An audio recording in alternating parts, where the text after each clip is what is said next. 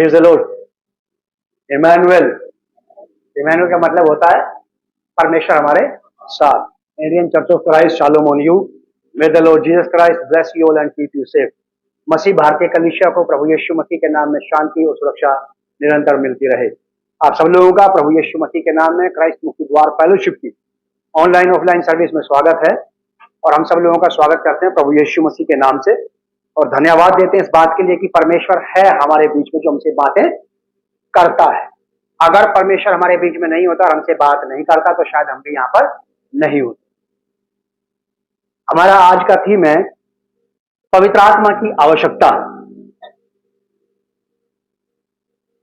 पवित्र आत्मा की आवश्यकता, भाग 2, requirement of Holi spirit, part 2।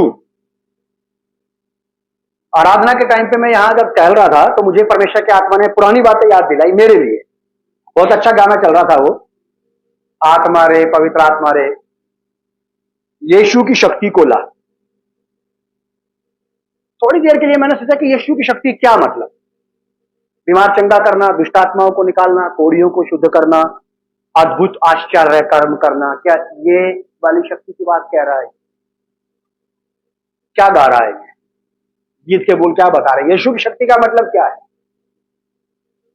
मुझे पवित्र आत्मा ने बताया कि यीशु की शक्ति का मतलब यह है कि यीशु मसीह की उस शक्ति और सामर्थ्य से मुझे भर जिससे कि वो शत्रु शैतान और इंसान के चाल और जाल में फंसने से बचता रहा। इंसानी शैतानी और कानूनी ट्रैप में फंसने से बचता रहा यीशु मसीह।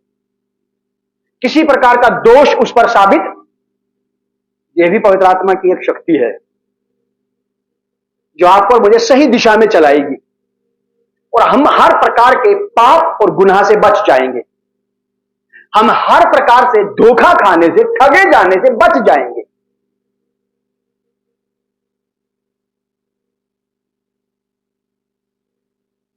हमारा थीम होली स्पिरिट के ऊपर है। पिछली बार भी हमने पढ़ा था पवित्र आत्मा के ऊपर ही। आज एक भाग है, अगली बार एक भाग इसका और होगा जब कभी मुझे मौका मिलेगा बोलने का। यहां पे परमेश्वर का आत्मा मुझे याद दिला रहा था मेरी बातें। बहुत साल पहले की बात है, एक पादरी साहब हमारे घर आए बहुत साल पहले, यहीं देहरादून में, और मैं उस दिन उपवास के साथ प्रार्थना कर रहा था। छत पे बैठा था अकेले। वो आए, उन्होंने आंगन में मेरी पत्नी से बात की। उन्होंने बोला कि वो ऊपर बैठे हैं वहां। वो सीधा ऊपर मेरे पास पहुंच गए। वहां उन्होंने चाय पहुंचा दी। मैं नीचे जमीन पे बैठा था और वो कुर्सी पे बैठे थे और मुझसे कहने लगे कि मुझे परमेश्वर ने भेजा यहां। मैं उपवास के साथ प्रार्थना में था और मैं विश्वास करता हूं कि परमेश्वर लोगों के पास भेजता है। मैं विश्वास करता हूं इस बात का कि परमेश्वर लोगों के द्वारा बात करता है। उसने मुझसे, व्यक्ति ने, पास्टर साहब ने, थोड़ी देर उन्होंने मुझसे बात की और बात करते मुझसे कहने लगे कि परमेश्वर का आत्मा मुझसे कह रहा है कि तुम मेरे साथ सेवा करोगे, मेरे साथ काम करोगे। मैंने बोला ठीक है, मैं करूंगा आपके साथ काम। जिस पवित्र आत्मा ने आपको ये वाली बात बोली है, उस पवित्र आत्मा से कहो कि वो यही वाली बात मुझे भी बोल दे। वो नाराज हो गए, बहुत जल्दी गुस्सा कर गए। उनका नाम मैं बता सकता हूं, ये देहरादून के लोकल पादरी हैं। वो अर्जुन भाई के पहले पादरी साहब थे। वो अब समझ गए अर्जुन भाई। मैंने उनको बोला कि आप उसी आत्मा से कहिए कि वो मुझे भी कहे ये वाली बात। वो नाराज हो गए और बोलने लगे कि मैं इसीलिए तेरे पास नहीं आता हूं कि तू बोलता बहुत है और बात नहीं मानता है। मेरी समस्या यह थी कि मैं बाइबल पढ़ रहा था उस वक्त, और बाइबल में मैं पढ़ रहा था पतरस और कर्नेलियुस के बारे में। उधर कर्नेलियुस को होली स्पिरिट ने बोला कि लोगों को याफा नगर में भेज करके पतरस को बुलवा ले। वहां पतरस को बोला कि 3 लोग तेरी तलाश में आ रहे हैं और उनके साथ हो लेना।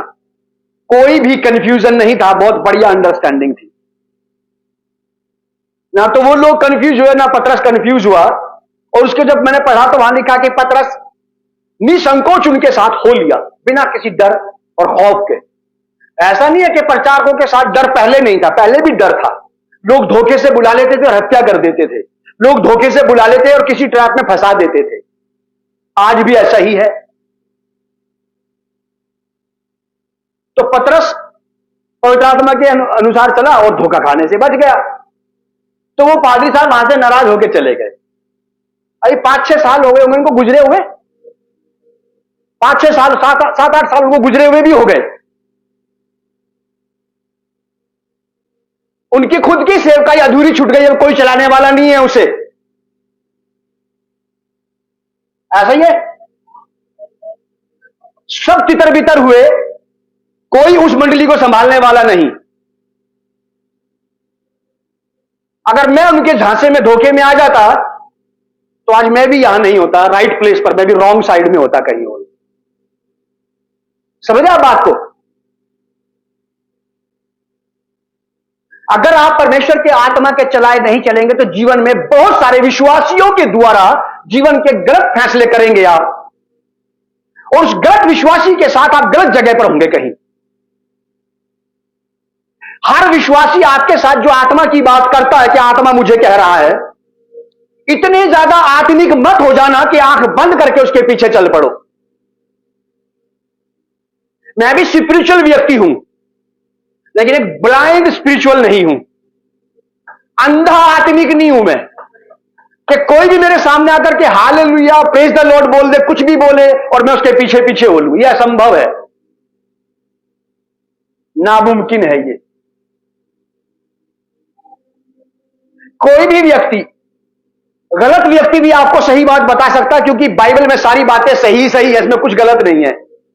अगर वो यहां से बता रहा है और उसकी बात यहां से सुनकर के मैं उसके झांसे में आ जाऊं तो ये मेरी मूर्खता होगी, क्योंकि इसमें सारी बातें सही हैं। जो बात बता रहा है ये क्या है, जो बोल रहा है, जो इसकी बात मुझे बता रहा, आखिर ये क्या है। फिर उससे पहले जो उनके साथ रहा करते थे, यहां पे रहते हुए लोगों को बड़ा पहाड़ का दर्शन रहता है, पहाड़ का दर्शन, पहाड़ का दर्शन, रहते वो यहां पे है शहर में, वो सारे पहाड़ की सेवा करने वाले सिटी में रहते हैं और उनका दर्शन, उनकी बुलाहट, उनकी सेवा पहाड़ में रहती है।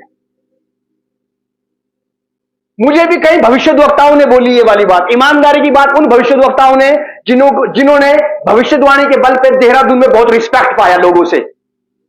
लेकिन मुझे पौलुस के समान कहना पड़ता है कि मैं उनसे मिला लेकिन मैंने उनसे कुछ नहीं पाया, कि मैं बड़े से बड़े लोगों से मिला लेकिन मैंने उनसे कुछ नहीं पाया। ईमानदारी की बात, मैं नाम ले सकता हूं उनके यहां पे, और जिन्होंने मेरे लिए भविष्यवाणी की आज उनमें से एक भी यहां नहीं है। देख रहे हो आप, मेरे लिए प्रोफेसी कर रहे हैं कि आत्मा मुझे बता रहा है कि पहाड़ में आपकी सेवा है। आज वो भी पहाड़ छोड़ करके कहीं और घूम रहा है, गवाह बैठा पीछे, ये लंबा सा आदमी, ये गवाह है। मुझे, हम किसी के साथ प्रार्थना कर रहे हैं, घुटने टेक करके वो आया कहीं से, मतलब वहीं बैठा था वही, आगे से मेरे सर पे हाथ रख के बोला कि परमेश्वर कह रहा है कि तुम पहाड़ में सेवा करोगे। मैंने खट से अपनी आंखें खोल दी, क्योंकि मैं जानता हूं कि यीशु मसीह की इच्छा ही मेरे लिए नहीं है। मैं समझ गया, मैं कहा अब यहां पे आत्मा नहीं है। ये मैं आपको 17-18 साल पुरानी बात बता रहा हूं, मैं तब से जानता हूं पवित्र आत्मा की बात और कामों को। अगर मैं तब इतना ज्यादा जानता था होली स्पिरिट के बारे में, तो आज कितना नहीं जानता हूंगा। अब तो मैं और बड़ा हो गया ना, समझ रहे आप बात को। जब मैं बच्चा था तब लोग मुझे बेवकूफ नहीं बना पाए होली स्पिरिट के मामले में, तो आज कैसे बनाएंगे? क्योंकि अब तो मुझे और भी नॉलेज हो गया है ना उसका, अब तो मेरी उसकी संगति और ज्यादा करीब आ गई है। आज वो आदमी यहां पे नहीं है, वो यहां से अपना सारा जमीन जायदाद, अपना सारा क्षेत्र बेच बाच करके कहीं प्लेन में दूसरी जगह पे चले गए, जहां पर वो सेवा कर रहे हैं।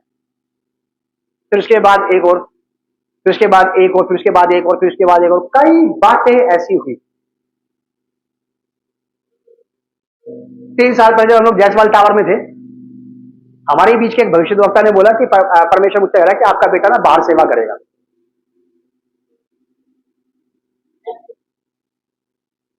खाना खा रहे थे वहां पे जयसवाल टावर में, उसकी छत पे। वो भाई खाना खाते खाते भविष्यद्वक्ता मेरे पास आके बोलता, पास साहब आपका बेटा बाहर सेवा करेगा, परमेश्वर को बाहर ले जाएगा। मैंने प्लेट वहां पे छोड़ी और उनको देखा ध्यान से, और ऐसा कैसे कर सकता है यीशु मसीह? मुझे तो उसने 17 साल पहले कुछ और कहा था, आज 17 साल के बाद मेरी बात को बदल रहा है, तो मेरे साथ क्यों बात नहीं कर रहा?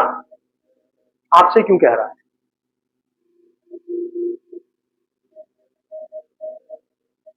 पूरा 5 लड़के होंगे जहां से बाहर जाएंगे। मैंने बोला और आपका? कह रहे वो नहीं है। मैं जानता हूं तुम मुझे यहां से खदेड़ के बाहर निकालना चाहते हो और मेरी जगह पे कब्जा करना चाहते हो। मैं जानता हूं इस बात को। ये बात परमेश्वर की आत्मा ने मुझे कही थी और हमारे घर में आकर के उन्होंने बिल्कुल स्पष्ट बोला मेरी पत्नी के सामने। परमेश्वर का आत्मा आपको संभालेगा अगर आप सही तरीके से उसके साथ साथ चलेंगे तो। नहीं तो बहुत सारे आपको आपको आप विश्वासी हैं मसीह के, आपको अविश्वासी नहीं धोखा दे सकता, उसके बस की नहीं। आपको धोखा केवल विश्वासी दे सकता है, आप उसी के झांसे में आ सकते हो, क्योंकि वही आपको हालेलुया प्रेज द लॉर्ड करके सिंहासन के पास ले जा सकता है। यहां पे आपकी जेब खाली करवाएगा सिंहासन के पास। क्या प्रभु कह रहा है कि जो कुछ है वो सब मुझे दे दो। समझ रहे आप बात को? मैंने आपको अपने तजुर्बे की बातें बताई हैं, ये मैंने आपको अपनी बात बताई है, ये मेरे साथ तो ऐसा हुआ है और ये अनुभव है मेरे पास।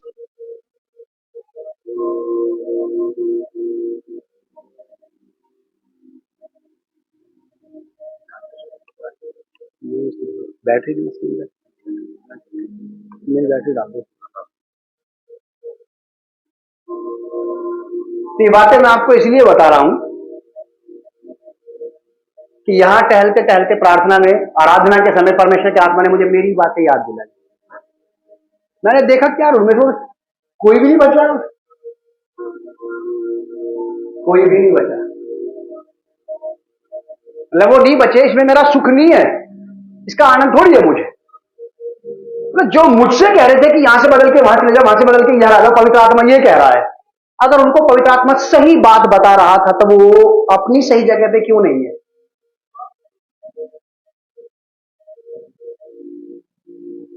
ये बात समझनी पड़ेगी आपको और मुझे। या तो हम इसे अभी समझें या फिर ये तब समझ में आएगी जब सब कुछ बिगड़ चुका होगा। पुराने नियम में मैंने देखा है कि पुराने भविष्यद्वक्ताओं ने नए भविष्यद्वक्ताओं को बिगाड़ा है। पुराने नियम में मैंने पढ़ा है कि पुराने विश्वासी ने नए विश्वासी को खराब किया है, और आज भी ऐसा ही है। एक नया विश्वासी जिसको ज्यादा जानकारी नहीं है, वो ज्यादा कुछ नहीं जानता, हाँ वो बातें तो जानता है लेकिन उसको बाइबल की सही सिद्धांतिक शिक्षा नहीं है। 4 दिन पहले मैं किसी कारण से मुझे एक हॉस्पिटल में जाना पड़ा किसी के साथ। मेरा कुछ नहीं है, मैं ठीक ठाक हूं, हाँ बीवी बच्चे बिल्कुल ठीक प्रभु की दया से। तो वहां मुझे एक देहरादून का मशहूर पादरी मिल गया ड्रिप चढ़वाते हुए। उसके घर के लोग वहां पे तो उसको मुझसे छिपाने की कोशिश कर रहे थे, वो कि इसको ना पता पड़े कि ये भी यहां पे है। और क्यों छिपाने? तो बीमार है तो बीमार है, खत्म बात। मतलब वो हीलिंग डिलीवरेंस की मिनिस्ट्री करते हैं इसलिए छिपा रहे हैं उनको। अरे डॉक्टर लोगों का इलाज करता है, खुद भी तो बीमार पड़ जाता है, क्या इसमें क्या फर्क पड़ता है? हम में से कोई यीशु मसीह नहीं है, क्योंकि यीशु मसीह कभी बीमार नहीं पड़े। वो लोगों को हील करते थे और लोग हील हो जाते थे। हम में से बहुत सारे पादरी प्रचारक हैं जो लोगों के लिए चंगाई की प्रार्थना करते हैं, लोग चंगे हो जाते हैं। कभी किसी कारण से हमारे शरीर में भी कोई ट्रबल खड़ी हो जाती है तो मेडिसिन का सहारा लेना पड़ता है या प्रार्थनाओं का। तो उसे छिपाने की कोशिश करते हुए सामने आ गया, क्या ने बोला आग लगे, अरे भाई साहब कैसे आए? वो व्यक्ति मुझसे कह रहा है कि आप कहां कर रहे हैं? मैं वहां पे सेवा कर रहे हैं। क्या आपको ना कहीं दूर जाना चाहिए?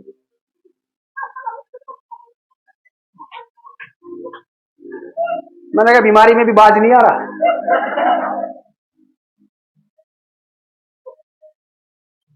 समझ आप बात को? 1998 1998 में स्पष्ट बिल्कुल क्लियर मैंने पवित्र आत्मा की आवाज को सुना, परमेश्वर की आवाज को सुना कि यहां बल्लूपुर में चर्च शुरू करो। और तब तक हमने मॉर्निंग सर्विस शुरू नहीं की थी।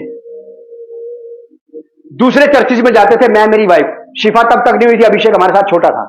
कभी इस चर्च चले जाते थे इतवार को, कभी उस चर्च चले जाते थे। बाकी मंडे टू सैटरडे मैं सुसमाचार प्रचार करने के लिए निकल जाता था। मैंने अपने हाथ से इस बल्लूपुर का नक्शा बना रखा, इसकी एक गली का, कॉलोनी का। ऐसे होते नहीं थे, कटोरी रख रख के उसको मैप बनाया कागज के ऊपर और लिख दिया कि ये बल्लूपुर है, ये रास्ता इधर जा रहा है, ये रास्ता उधर जा रहा है, ये रास्ता जा रहा है, इस रास्ते पे इतनी कॉलोनियां है, इस वाले रास्ते पे इतनी कॉलोनियां है। नाम लिख करके उनके, ये वाला विहार, वो वाला नगर, ये वाला विहार, ये वाली पूरी पूरी। मैंने बोला कि यहाँ पास में वो है कैलाशपुरी एक जगह। अगर वो मुझसे 98 में ये कह सकता है कि यहां पे मेरे लिए काम कर, अगर उसको 2003 में, 4 में, 5 में अगर शिफ्ट करना है, मुझे बदलना है, तो मुझसे क्यों बात नहीं कर रहा?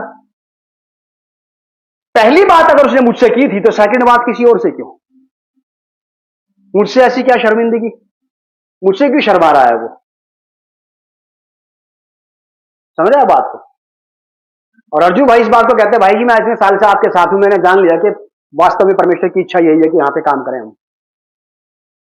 आप लोग जानते हैं हम दर बदर नहीं रहे क्या? कभी इस जगह पे, कभी उस जगह पे, कभी हमारा लाखों रुपए का नुकसान हुआ है शिफ्टिंग में। लेकिन क्या एक संडे आप बताओ जो आपने बल्लूपुर से बाहर बिताया हो? कोई है गवाह यहां पे ऐसा? एक संडे बताओ आपने, कभी आपने ये देखा हो कि भी हमारी जगह, आपको ये तो पता था कि हमें जगह बदलनी पड़ेगी अब, लेकिन नेक्स्ट संडे क्या होगा ये बात दिमाग में थी। क्या आपको संडे कभी बल्लूपुर में बैठने की जगह नहीं मिली? कहीं ना कहीं तो मिली है। कोई भी जगह परमेश्वर ने हमारे लिए अरेंज करवाई, हमने उसका किराया दिया, हमने वहां पे बैठ के आराधना की। बल्लूपुर के बाहर गए क्या? नहीं गए।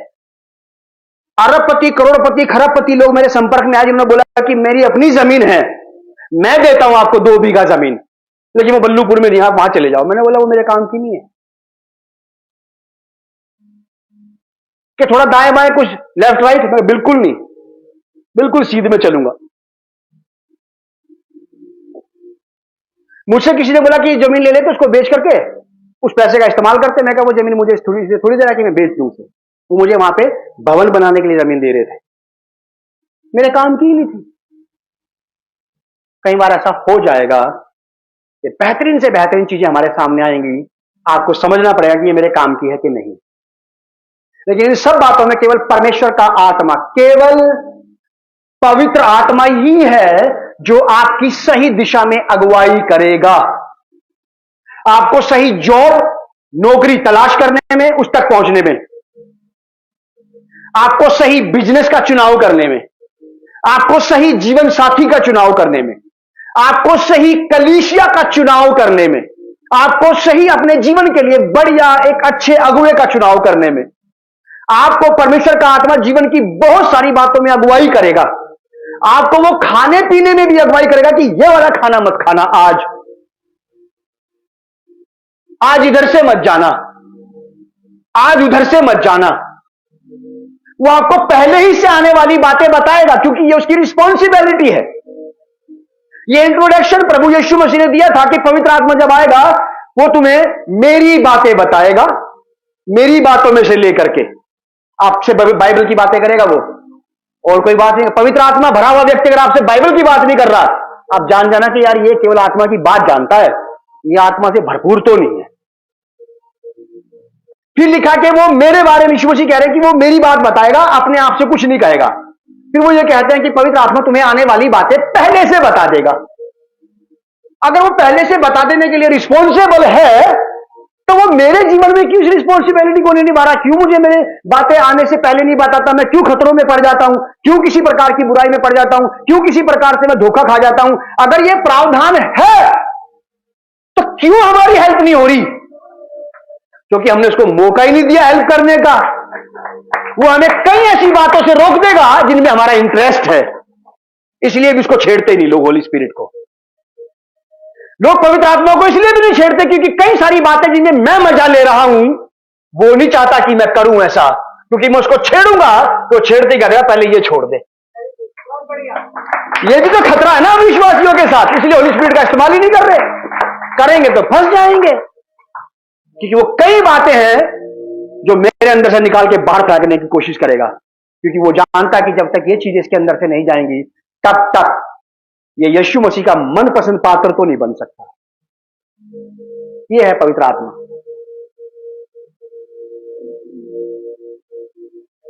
ऑलमोस्ट हमारा टाइम हो ही गया है। पवित्र आत्मा की आपको मुझे बहुत सख्त जरूरत है।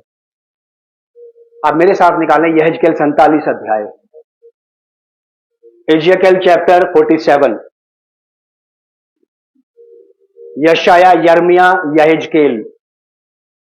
यशाया के बाद पुराने नियम में, नए नियम में नहीं है ये।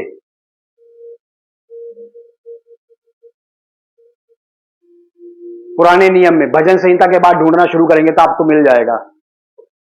नीति वचन, सबोपदेशक, यशाया, यर्मिया, यहेजकेल 47 अध्याय, एजियकेल चैप्टर 47। मैं इसे ज्यादा नहीं बोलूंगा, बस आपको बोल के बता दूंगा, मेरे पास टाइम कम है। 47 अध्याय, मंदिर से बहता सोता, इसका हेडिंग है यहां पे। यहेजकेल 47 अध्याय, पेज नंबर 1027। मैं पढ़ रहा हूं, आप लोग सुनिए 1 से 13 तक। फिर वह मुझे, यानी कि यहेजकेल कह रहा है ये वाली बात, यहेजकेल भविष्यद्वक्ता कह रहा कि फिर वह मुझे भवन के द्वार पर लौटा ले गया, और भवन की डेवड़ी के नीचे से एक सोता निकलकर पूर्व की ओर बह रहा था। भवन का द्वार तो पूर्वमुखी था, और सोता भवन की दाहिनी ओर वेदी की दक्षिण ओर से नीचे से निकलता था। वेदी के नीचे से निकल रहा सोता, और वेदी कहां थी? Front of the Lord Jesus Christ, यहोवा परमेश्वर के सामने वेदी, परमेश्वर की वेदी, यहोवा की वेदी। तब वह मुझे उत्तर के फाटक से होकर बाहर ले गया, और बाहर बाहर से घुमाकर बाहरी अर्थात पूर्वमुखी फाटक के पास पहुंचा दिया, और दक्षिण ओर से जल पसीज कर बह रहा था। पसीजना समझते हैं आप? जब दूध का बर्तन ढाक देते हैं प्लेट से, और प्लेट को हटाओ तो क्या होता है? भाप से पानी क्या होता है? पसीजता है वो। तो किसी किसी जीवन में पवित्र आत्मा ऐसी पसीजता है, बस फ्लो नहीं होता उसका, पसीज जाता है। बर्तन पसीजना हमेशा सब लोग जानते हैं। जब वह पुरुष हाथ में मापने की डोरी लिए हुए पूर्व की ओर निकला, तब उसने भवन से लेकर 1000 हाथ तक सोते को मापा। एक सोता था, उसने 1000 हाथ नाप दिए स्वर्गदूत ने, और यहेजकेल को बोला कि इसमें से चल, ये 1000 हाथ है। यहेजकेल चला, और यहेजकेल को वो पानी उसके टखनों तक, जहां आपका जूता बनता है वहां तक, एंकल तक, पैर के गट्टे तक, वहां तक था ये 1000 हाथ का पानी। 1000 हाथ गहरा पानी केवल यहां आया टखने तक। चौथी आयत, उसने फिर 1000 हाथ माप कर मुझे जल में चलाया। अब 1000 तो वो कितना था? वो 1000 हाथ तो वो था, फिर 1000 हाथ ये हो गया। अब कितने हाथ हो गए? 2000 हाथ। 2000 हाथ के पानी के सोते की गहराई हो गई, और पानी यहेजकेल के आता है घुटने तक। कई सारे लोग होली स्पिरिट खाते एक लंबी यात्रा करते रहते, लेकिन उनकी होली स्पिरिट में वो डूब नहीं पाते हैं। डूबने के लिए ज्यादा पानी चाहिए, तो आपको पवित्र आत्मा की ज्यादा गहराई में जाना पड़ेगा डूबने के लिए। ये है इसका अर्थ। चौथी आयत, फिर उसने 1000 हाथ माप कर मुझे जल में से चलाया, और जल घुटनों तक था। और फिर और 1000 हाथ, 3000 हो गए। अब माप कर मुझे जल में से चलाया, और जल कमर तक था।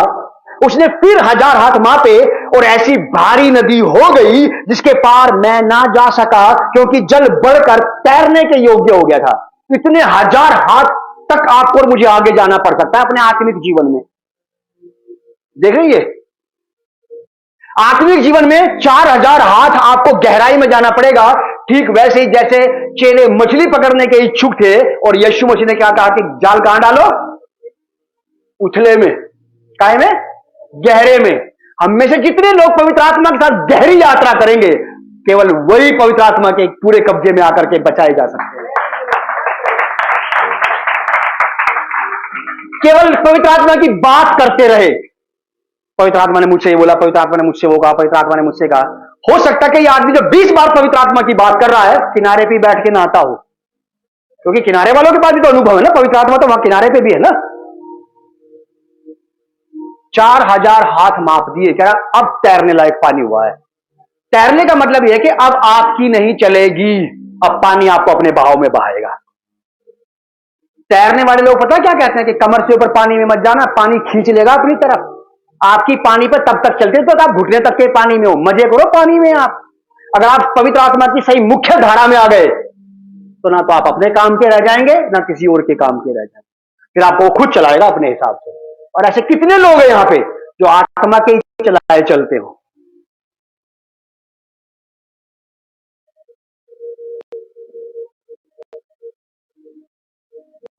अगर हमारे जीवनों में, हमारे कामों में पवित्र आत्मा का पूरा नियंत्रण नहीं है तो अपने बारे में खुल करके ये बात बोलने की बहुत सख्त जरूरत है हमें कि मैं अभी आपके साथ उतने गहरे में नहीं हूं कि आप मुझे खींच के ले जाओ। किनारे पे बैठने वाले लोग कभी बाढ़ में बह नहीं जाते, वो बह जाते हैं जो बाढ़ के संपर्क में ढंग से आ जाए। होली स्पिरिट एक नदी के समान है। आप में से बहुत सारे लोग, हम में से बहुत सारे लोग सूखे हैं, तरबतर होने की बात कर रहा है।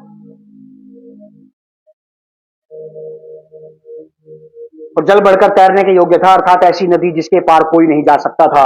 तब उसने मुझसे पूछा, है मनुष्य के संतान, क्या तूने यह देखा है? तब उसने मुझे नदी के किनारे किनारे लौटाकर पहुंचा दिया। और लौटकर मैंने क्या देखा कि नदी के दोनों तटों पर बहुत से वृक्ष हैं। तब उसने मुझसे कहा, यह सोता पूर्वी देश की ओर बह रहा है और आराबा में उतरकर ताल की ओर बहेगा, और यह भवन से निकला हुआ सीधा ताल में मिल जाएगा और उसका जल मीठा हो जाएगा।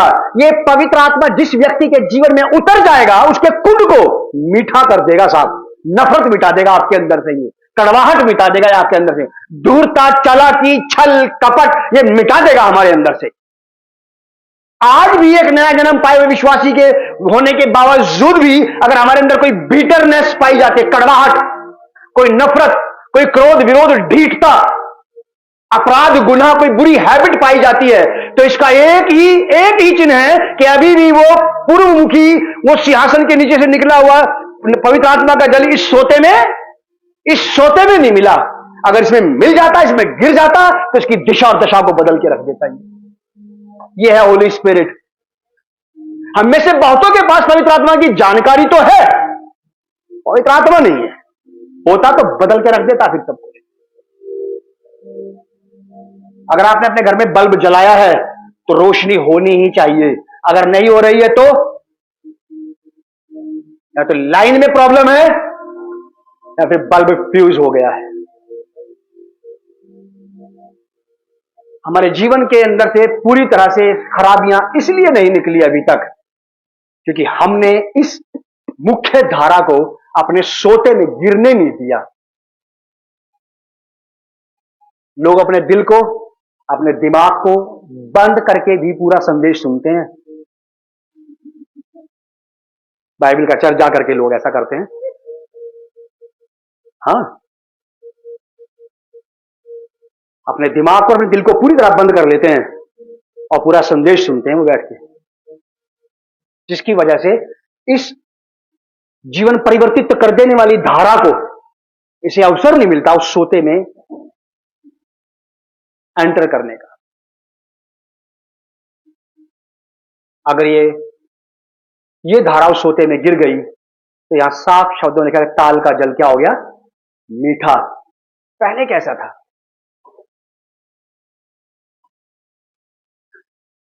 क्या था पहले? खारा हो गया, कड़वा हो गया। अगर आप में से कोई भी व्यक्ति या दुनिया का कोई भी विश्वासी कहता जी मेरा जीवन बदल गया, तो लगे तो पहले बिगड़ा था क्या? कि नहीं, मैं पहले भी ठीक था। तो पहले भी ठीक था, अभी भी ठीक, तो फिर तेरे जीवन में क्या अंतर आया यीशु मसीह का? अगर कोई, मैं कह रहा हूं कि मैं बदल रहा हूं, तो आपको आइडिया मिल जाएगा इसका मतलब ये पहले बदला हुआ नहीं था। बात भी सच है। अगर कोई व्यक्ति गवाही देकर के बोलता है कि मैं जैसे जैसे प्रभु में बढ़ रहा हूं, मैं बदल रहा हूं, ये सच्ची और खरी गवाही है। इसका मतलब पहले बदला हुआ नहीं था। इस ताल का जल मीठा हो गया, इसका मतलब क्या पहले मीठा नहीं था? एक्सेप्ट करना चाहिए, रिसीव करना चाहिए कि हाँ मैं पहले ऐसा नहीं था, मैं पहले ऐसी नहीं थी, लेकिन मुझे बदल रहा है प्रभु, मुझे चेंज कर रहा है प्रभु। बहेगा और भवन से निकला हुआ सीधा ताल में मिल जाएगा और उसका जल मीठा हो जाएगा। जहां जहां यह नदी बहे वहां वहां सब प्रकार के बहुत अंडे देने वाले जीव जंतु जिएंगे और मछलियां भी बहुत हो जाएंगी, क्योंकि इस सोते का जल वहां पहुंचा है और ताल का जल मीठा हो जाएगा। और जहां कहीं यह नदी पहुंचेगी वहां जंतु जिएंगे, जीवन फैलाएगी ये नदी, जीवन बहेगा आपके अंदर। ये होली स्पिरिट है, ये पवित्र आत्मा है। ये कभी आप सोचो कि ये कोई नदी वहां पे होगी, वो बहरी होगी, यहां पे नदी लेके आए हम, ऑलरेडी वो नदी यहां पे है, बस आपको उसमें गोता लगाने की जरूरत है। ये ऐसी नदी है कि जिसमें कोई गंदगी ही नहीं है, तुम डूब भी जाओ इसमें, आंखों से दिखती नहीं है, यहीं से मिला मुझको जीवन, जब डूबा था इसमें कभी मैं। जब कभी आप इसमें डूबे थे आपको यहीं से जीवन मिला था। यह है वो नदी।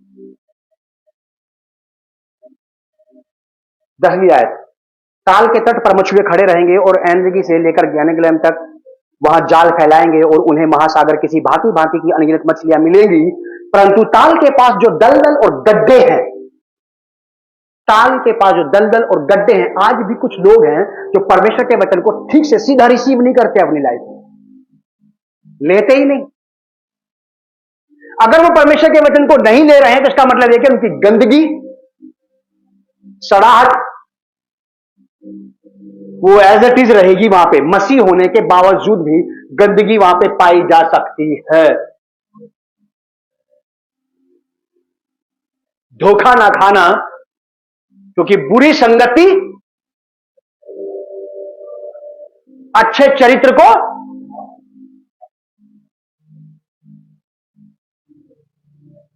धोखा मत खाना आप।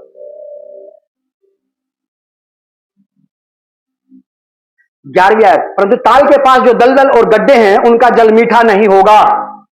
कई सारे लोग जो अपने आप को बंद करके रखते हैं परमेश्वर के वचन के लिए, उनके जीवन में परमेश्वर के आत्मा की मिठास कभी नहीं पाई जाएगी। उनके एटीट्यूड से, उनके बिहेवियर से, उनके काम करने के तरीके से आप समझ जाएंगे कि यहां पवित्र आत्मा का बदलाव नहीं है इस लाइफ में, इस जीवन में तो नहीं है। ये बातें जानता है पवित्र आत्मा की, ये किसी से कह सकता कि मैं कल प्रार्थना करता हूं, पवित्र आत्मा ने मुझसे ये बोला।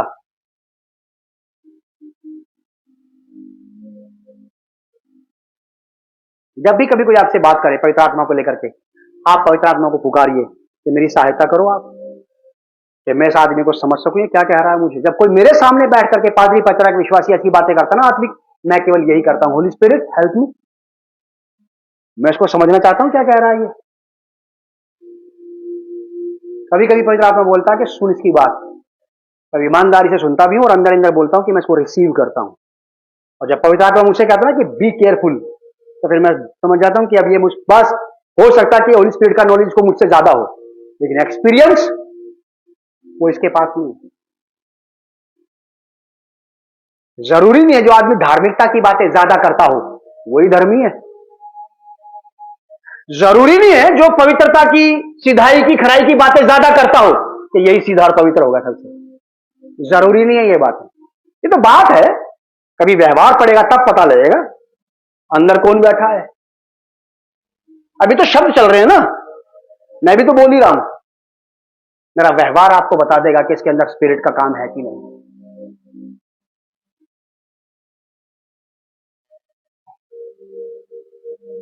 बारहवीं, नदी के दोनों किनारों पर भांति भांति के खाने वाले फलदायी वृक्ष उपजेंगे, जिनके पत्ते ना मुरझाएंगे, उनका फलना भी कभी बंद नहीं होगा, कभी नहीं बंद होगा। पवित्र आत्मा से भरे हुए लोग कभी भी ऐसे नहीं है, कभी उनके अंदर फ्रूट थे ही नहीं, कभी भी ऐसा नहीं होगा, सूखेगा नहीं वो आदमी, वो स्त्री पुरुष कभी नहीं सूखेगा जिसके अंदर पवित्र आत्मा काम करना शुरू कर देगा, वो सदा ही लबरेज रहेगा। नहीं तो ऐसा भी अंजीर का पेड़ था, यीशु मसीह को भूख लगी, वो उसके पास गया और जाकर के देखा कि वहां पत्तों के अलावा कुछ नहीं है, बातें ही बातें हैं इसके पास, इसके पास बातें ही बातें हैं। पेड़ बड़ा हरा भरा है, मजबूत है, पत्ते बढ़िया फर्स्ट क्लास चमक रहे हैं, लेकिन इसके पास मसीह होने की बातें नहीं है।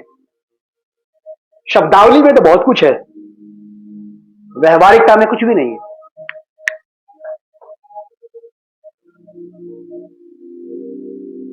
क्योंकि नदी का जल पवित्र स्थान से निकला है, उनमें महीने महीने नए नए फल लगेंगे, उनके फल तो खाने के और पत्ते औषधि के काम आएंगे।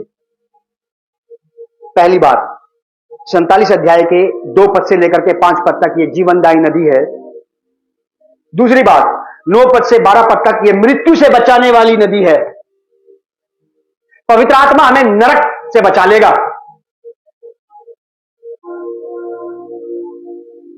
क्योंकि बैप्टिज्म के बाद भी, यीशु मसीह का अंगीकार करने के बाद भी लोग यीशु मसीह को छोड़ सकते हैं, और जो छोड़ देंगे उनके जीवन में ये उद्धार की आशा समाप्त हो जाएगी। केवल पवित्र आत्मा ही है जो आपको और मुझे मरने तलक प्रभु पे विश्वास में ठहराए सकता है। तो इसकी आपको बहुत सख्त जरूरत है, होली स्पिरिट की। अब आप बहुत बड़े पादरी प्रचारक तो हैं नहीं, ना ही आप सेवा कर रहे हो, ना ही आप अपने घर से निकल के प्रचार करने जा रहे हो। आप तो अपने बीवी बच्चों में बस कमारे खा रहे, ऐश कर रहे, मजे कर रहे हो। लेकिन इसके बावजूद भी आपको पवित्र आत्मा की जरूरत है, ताकि आप एक ईमानदार पति बन सके, ताकि आप एक वफादार पत्नी बन सके, ताकि आप एक बेहतरीन मसीह शिष्य बन सके। अपने प्रयास से आप और में कुछ भी नहीं बन सकते। हमें एक अच्छा मसीह शिष्य बनने के लिए 100% पवित्र आत्मा की जरूरत है। आप यह मत सोचना कि पवित्र आत्मा तो पादरी प्रचारकों की बपोती है, जो लोगों के लिए प्रार्थनाएं करते हैं, उनको ज्यादा जरूरत है पवित्र आत्मा की। क्यों, तुम्हें नहीं है क्या? तुम्हें नहीं है, इसीलिए तुम्हारे जीवनों में मसीह, इसीलिए हमारे जीवन मसीह के लिए पछड़े हुए हैं। मसीह के लिए पछड़ जाना समझते हैं आप? हम सबके लिए एक्टिव हैं, क्राइस्ट के लिए एक्टिव नहीं रहते। बस रिश्तेदारी के लिए, दोस्ती के लिए, पड़ोसियों के लिए, कोई बीमार हो जाए अपनी गाड़ी में डाल के अस्पताल ले जाएंगे उसे, और वहां दिखा देंगे ये अच्छा पड़ोसी है। और संडे आया तो आज तो काम ज्यादा है भाई, आज चर्च की छुट्टी, पहले काम। देख रहे हैं आप, क्राइस्ट के साथ नहीं है लोगों की वफादारी। मसीह की ईमानदारी मसीह के साथ नहीं है, आपकी सबके साथ चलेगी। वजह, क्योंकि पवित्र आत्मा यहां पर नहीं है। होता तो वो आपको पहले बोलता कि वहां चल, क्योंकि आत्मा तो पवित्र आत्मा प्रभु को महिमा दिलवाएगा।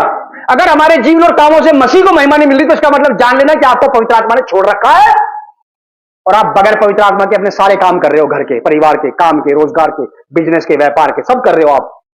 आशीष तो देगा प्रभु, क्योंकि लिखा धर्मी अधर्मी दोनों को पालता है। कौन सा पालन पोषण हो रहा है? मुझे मिलने वाला सारा पैसा मैं जानता हूं कि यह परमेश्वर की ओर से नहीं है, और जो नहीं होता है मैं उसे बिल्कुल नहीं पकड़ता हूं, फिर चाहे कितना ही हो। मैं समझ जाता हूं कि जो मेरी तरफ आ रहा है, चाहे परमेश्वर की तरफ से आ रहा है। पैसा किसको बुरा नहीं लगता, चाहे परमेश्वर की तरफ से आए या नरक की तरफ से आए, पैसा चाहिए बस। मैंने अपनी लाइफ में कभी ऐसा नहीं होने दिया। मेरी पत्नी जानती है कि यह आशीष परमेश्वर की ओर से आई है या परमेश्वर की तरफ से नहीं है। मैं समझ जाता था, और आज भी समझ जाता हूं। पैसा मेरी जरूरत है, लेकिन मेरा मुंह नहीं बंद कर सकता ये।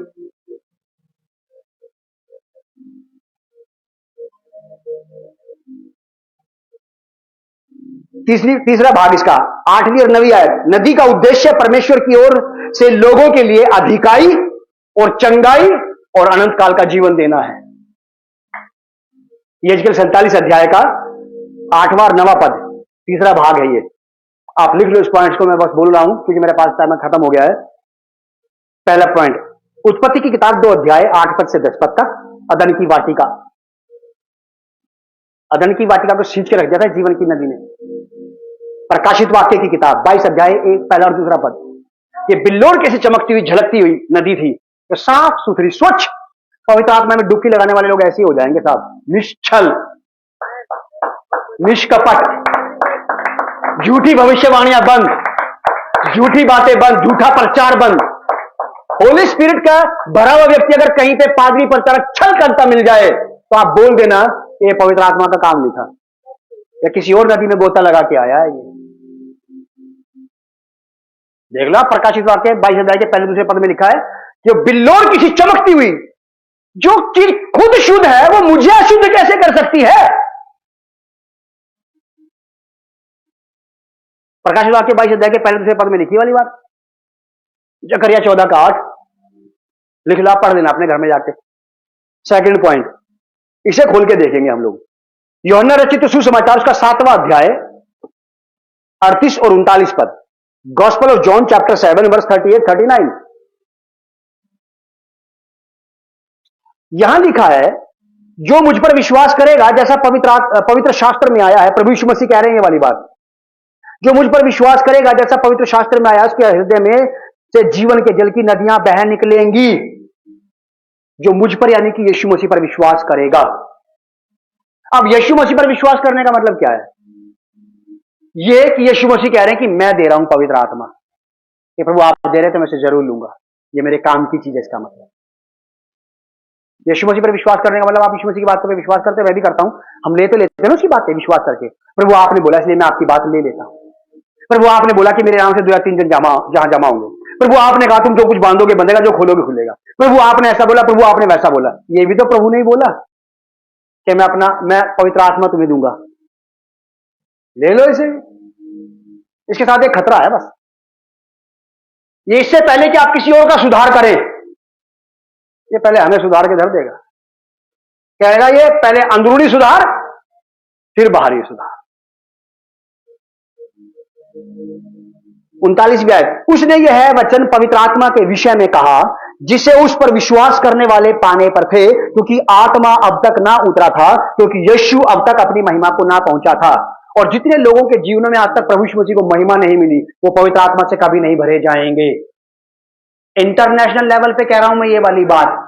दुनिया का कोई पादरी, प्रचारक, बिशप, राइट रेवरेंड और बाइबल टीचर मुझसे बात कर ले, जिस जीवन में यीशु मसीह को आदर सम्मान नहीं है, वहां पवित्र आत्मा नहीं है। यीशु मसीह ने बोली, और यहां पर लिखा बाइबल में ऐसा, क्योंकि यीशु अब तक अपनी महिमा को, पवित्र आत्मा अभी तक उतरा नहीं था, क्योंकि यीशु मसीह महिमा को नहीं पहुंचा था। जब तक वो सिंहासन पर नहीं पहुंचेगा तो ये ऊपर से नीचे कैसे आ जाएगा? जब आप और मैं यीशु मसीह को अपने जीवन में सबसे पहले ऊंचे सिंहासन पर रखेंगे, तब पवित्र आत्मा आप पर और मुझ पर उतरना शुरू हो जाएगा। वो इसलिए नहीं उतर रहा क्योंकि अभी तक तो यीशु मसीह सिंहासन पर नहीं आया। अभी तक तो सिंहासन पर मैं ही हूं, अभी तो मेरी ही चल रही है, मेरी ख्वाहिशें, मेरी इच्छाएं, मेरे तौर तरीके, मैं अपने हिसाब से आता जाता हूं। टाइम होगा तो आ जाऊंगा, नहीं होगा तो नहीं आऊंगा। कलीसिया की बात है ये, चर्च की। समय ही नहीं है, बिजी है हम तो। समय होगा तो आ जाएंगे, नहीं होगा तो नहीं आएंगे। जब मैं यीशु मसीह को अपनी लाइफ में यहां रख सकता हूं, वो आपको यहां कैसे रख देगा? आपका संगी साथी आपके साथ ईमानदार नहीं, आपका पड़ोसी, आपका बिजनेसमैन पार्टनर, आप क्या कहोगे? क्या हम करते ही रहेंगे इसके साथ? ऐसा भला आदमी मैंने देखा अभी तक कोई। मैंने ये जरूर सुना लोगों से, भाई साहब हम तो लुट गए, अब इसको बताएंगे हम, चाहे वो बिलीवर हो या नॉन बिलीवर हो। मैंने तो ये कहते देखा लोगों को।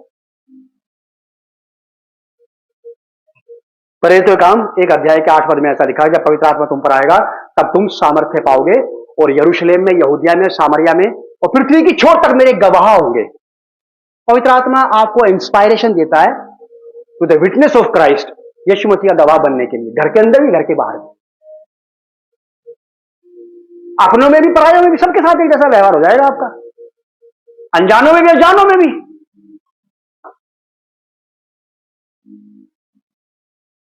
सबके साथ ये चेंज हमारे अंदर केवल पवित्र आत्मा पैदा करेगा। बगैर पवित्र आत्मा के आप बदल जाएंगे, भूल जाओ, मैं भी नहीं बदल सकता। और ये किताब अगर किसी को बदल के दिखा दे, भाई साहब, मैं आपका गुलाम बन जाऊंगा। ये किताब आपको केवल जानकारी देती है उस आदमी की जो जिंदगी बदलता है। अगर आप इस किताब के हिसाब से उस आदमी तक पहुंच गए तो वो आदमी बदलेगा, ये नहीं बदलेगी आपको, याद रखना मेरी बात को।